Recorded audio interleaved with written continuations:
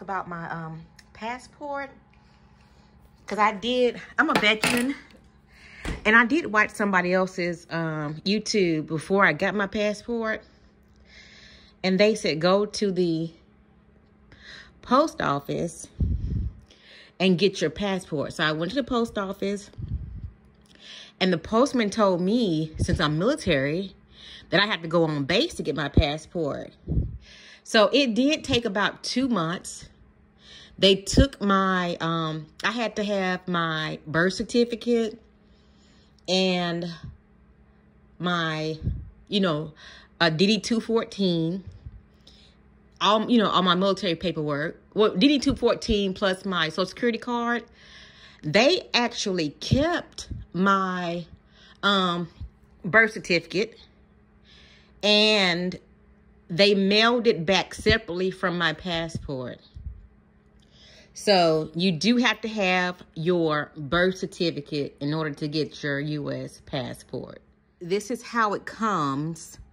I did buy this cover for it because I thought the cover was cute. And when you apply on base and send your Social Security card, your birth certificate, it does not take as long as a regular passport. So it does not take the 90 days.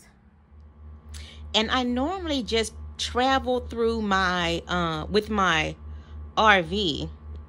And people were saying, you can travel overseas for $1,000 because I had a $1,000 budget per month to travel with. Traveling overseas is very expensive. And you have to remember, too, the time zones are changing. So I went to Dubai, and I got there one day.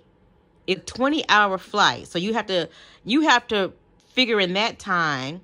So I gave myself time to fly like a few days. And then, just in case there was any delays. So when I got there early. So I did have to buy a few extra days. So you had to count that into your travel. So when I booked my flight, on the day I was supposed to get there. No, the day after a few days before I was supposed to get there. But I booked the flight the same day as I was supposed to leave, which was, the flight would leave Dubai at midnight for some strange reason. Because in America, all my flights were like 3 a.m. that morning, 4 a.m. But in Dubai, it was like midnight. So I was like, I'm not leaving this hotel at night. And plus, had I left that night, it was no refund. So I would still have to pay for the full day. So I had to reschedule my flight, which cost an extra $1,000. So even though I had pre-booked my flight, I had pre-booked the room, I spent $2,500 total for the flight, which I thought was a good deal for 5 days. But I had to purchase an extra 2 days when I got there because the flight did arrive early. And I had to purchase another flight because my flight was to leave at midnight. So it's very tricky when you're trying to get the days right and flying when they are on different time zones. So that's something to remember too. So before I started traveling, before I traveled overseas, people were saying, oh, you could travel overseas for $1,000. Mind you, I just told you I spent almost $5,000 for my trip. The places, I guess they stay like at hostels with somebody staying in the room with you. I could never do that. I don't want no stranger in the room with me, standing over me. I'll be more comfortable in the room by myself so I can know the door is locked and I'm safe. That's one. And then number 2 is I want something nice. You know what I'm saying? I just don't want to pay to be in a cheap place. If I want to travel, I want to travel in luxury. That's 2.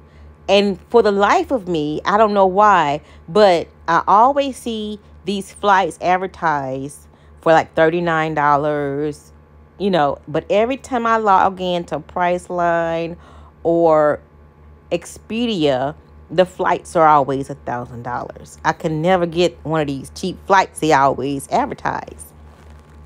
So if you are going to travel, I suggest that you have at least a $20,000 credit card, just in case something happens. You might miss your flight on accident, or anything could happen.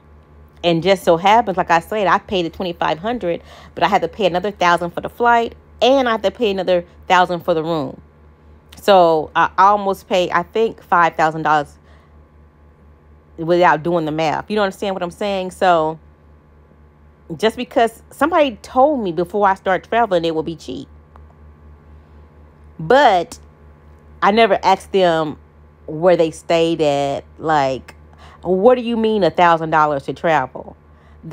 I've had several people tell me that, because my budget was $1,000 in my RV. They said, why don't you go overseas? And I'm like, I can afford, you know what I'm saying, the States. And they said, no, you can afford overseas. And I'm like, I've experienced overseas, and that was not honestly in my budget. I put it on the credit card, and just so happened I have good credit. I could put it on the credit card, but you have to do your own research and definitely be prepared. That's why I'm making this video, because if you listen to other people, you are going to be, for one, surprised at the different prices. And I do believe, like, certain travel agencies tell you different things. It depends on who you connect with when you're traveling. So for my first trip, I did use American Express. And on the American Express app, you can book the flight and you can book the hotel. So when I saw the picture of the hotel, when I got there, it was still beautiful, but it wasn't the picture that I saw. But the next morning, I could see that I was on a different side of the hotel than that was on the picture. So I did find, like, the pool or whatever they were showing us in the picture. I did find it, and it was very pretty. But with the American Express, they can book you deals. Like, if you face the pool, you know, get a beautiful view, then they charge you more for the view. So like I said, that $2,500 price, they had booked me on the opposite side of the hotel. So that's one thing to think about too. So when I got there, I asked the guy, how much would it cost to upgrade to see what they advertise? And he was like, to upgrade, you have to pay $500 more. So I was like, okay. So even if you saw a picture, you might not actually get what you saw in the picture when you booked the room. But for me, it's like, whenever I go somewhere, my goal is to always experience something different. So when I've been to Vegas 3 times. The first time I was at Blue Green. The second time I was at the Bellagio. And the third time I went, I was at the Hilton.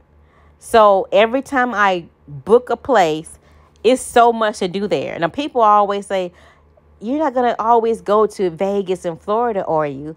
But every time I go to these places, I always experience something different. I never do the same thing. And it's so many places in Florida to go. But I kind of, like, I guess, peer pressured into taking a flight overseas. And like I said, it was more expensive.